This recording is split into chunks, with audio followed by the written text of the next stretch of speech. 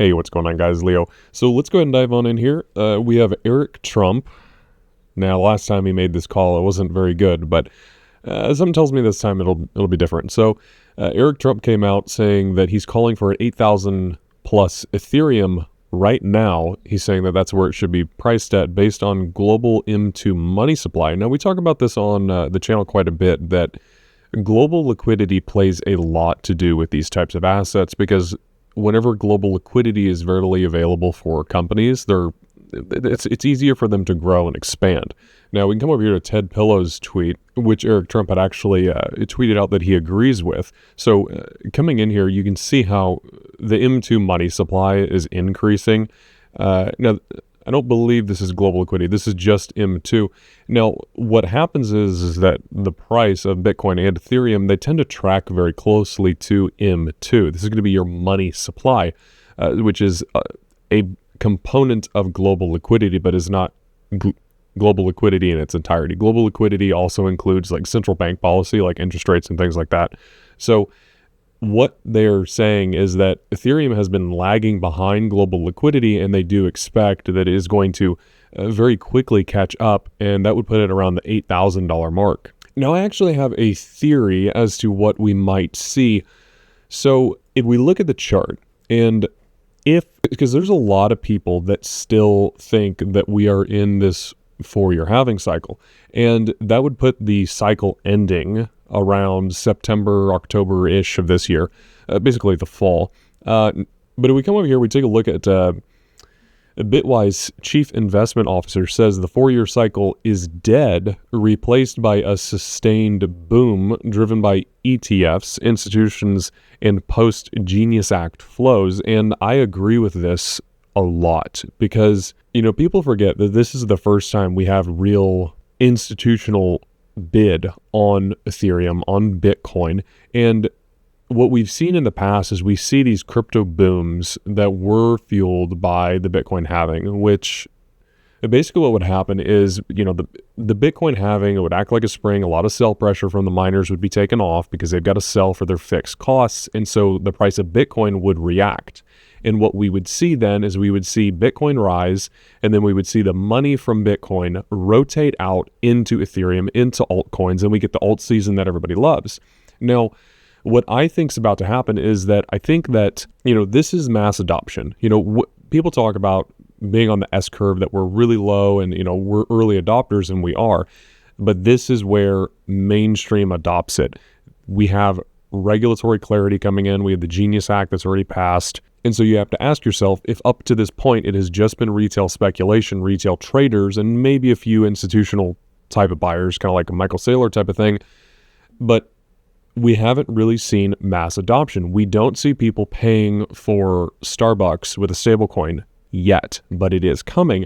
And so now you have to ask yourself, what is that going to look like on the price of Ethereum whenever it gets mass adopted and all these institutions start building layer 2s, they start building their custom applications on their layer 2, they start launching stable coins, they start tokenizing the entire stock, bond market, real estate deeds, car titles, digital identity. Once they start to really adopt it, what is that going to look like on the chart? And I think that what we're going to see is, I think we're going to break out of the 4-year cycle, because what are people going to say? The price starts going up. We're seeing trillions and trillions of assets piling into into Ethereum, and then what? They're going to say, oh, well, the 4-year cycle says we need to go down, so let's start selling. Well, it doesn't make sense, because the financial institutions are not going to just stop adopting this technology and tokenizing assets because of the 4-year cycle. So what I think is going to happen is we're going to start following the global liquidity cycle, and I believe that we've always followed the global liquidity cycle,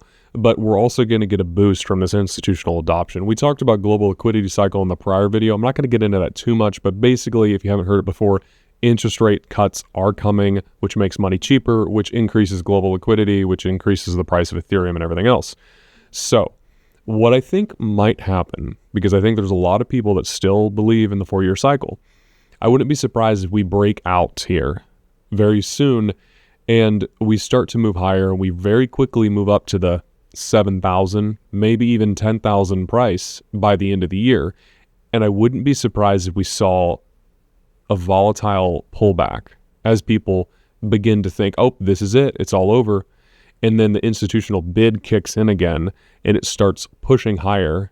And then all the people that got out start to panic.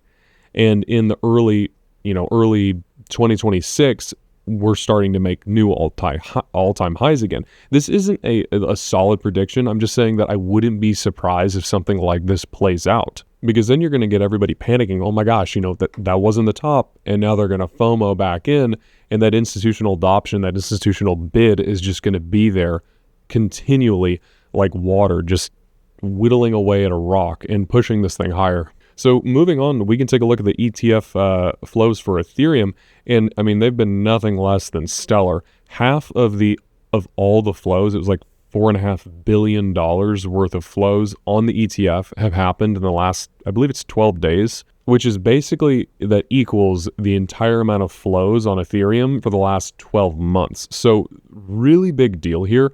We're sitting on, we'll call it 9 billion worth of net inflows on Ethereum, and it doesn't look like it's going to stop. I mean, we went from seeing 10 or 20 million to hundreds of millions, approaching billion-dollar inflows, it was just astounding. And this happened around the Genius Act. This happened right after the Genius Act gets passed, and I think that is because institutions are realizing that, oh wait, Ethereum is going to basically secure the entire financial system and we're going to rely on it. This is a multi-trillion-dollar asset. I need to start buying. And I think that's what we're seeing with the treasury companies.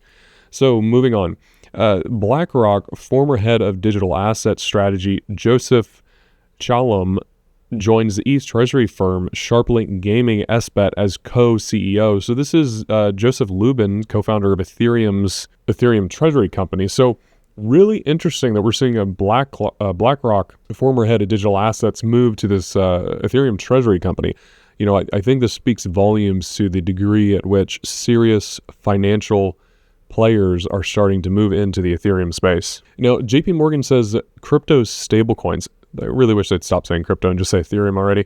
Ethereum stablecoins will be integrated with the traditional financial system, as well as more tokenization of real-world assets. Again, this is only going to accelerate from here, and it's going to be on Ethereum. It's one of those things where, if you're a content creator, you might not put all your content on every single social platform out there, but you're more than likely going to put it on YouTube because that's where all the money is. Same thing as if you are a retail e-commerce store, you might have your own store, but you're going to put it on Amazon because you're going to tap into that larger customer base that exists on Amazon. And the same thing is true with Ethereum. Every single financial institution out there will build on Ethereum, period. No ifs, ands, or buts about it. It is the largest network effect. It's no different than, you talk about like the East India Trading Company. The reason they were so powerful is because they had trade routes, they had network effects all over the world that they could move their spice or tea, or I forget whatever it was they were trading, all around the world. Network effects are what give things massive value, and we are going to see that on Ethereum. We already see it on Ethereum. I'm just saying that we're going to see it to a much larger degree as these really big financial institutions start to build on it. So now we have a post from Merlid. I'm not going to try to pronounce that. He says that ETH 4000 is the final boss, 7 rejections, years of resistance, momentum building, pressure peaking. When it breaks, it's going to rip. And you can see that here, how it has just been range bound for many, many years. And if you look at the chart, it's basically in the giant bull flag. That's how I see it. Now, there's all sorts of patterns that people can try to extract from this. But to me, what it is we have a very large move up. I'm just breaking this down very simply. You have a big move up back in 2020. And then you have a very big consolidation pattern moving sideways. And whenever you see this pattern, more than not, will always break higher. It's a trend continuation. So, however you want to look at it, whatever trading pattern you want to look at, I mean, to me, this is going much higher than it is right now. All right, I think that pretty much wraps up today's video. You have any questions, drop in the comment section down below, and I'll talk to you on the next one.